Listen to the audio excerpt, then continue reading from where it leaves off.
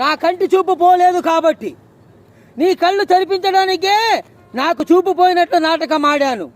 మీ వదిన సహకారంతో భగవంతుడి దయ వల్ల నాకేం జరగలేదు కాబట్టి సరిపోయింది. నిజంగా కళ్ళు పోయింటే, ప్రాణమే పోయింటే ఏం చేసేదానివి? కాళ్ళు చేతులు విరుగుంటే అప్పుడు పెళ్లి చేసుకుంటాననేదానివా? నేను చేసుకోలేను. ఆడపిల్ల మెడలో 3 ముళ్ళు వేయగలను, కానీ డబ్బు కట్ల కాదు.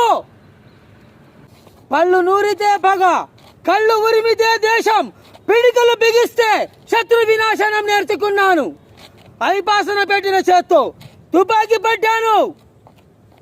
అదే చేత్తో ఈనాడు నా చెల్లెలు లాంటి అనార్కలికి పెళ్లి చేయదలుచుకున్నాను. కరీంజీ, మీ దృష్టిలో ప్రేమ అనేది క్షమించరాని నేరమైతే ఆ నేరం వాళ్ళిద్దరూ చేశారు. కానీ మీరు ఈ శిక్ష ఒక్కరికే విధిస్తున్నారు. అది మీరు చేస్తున్న నేరం.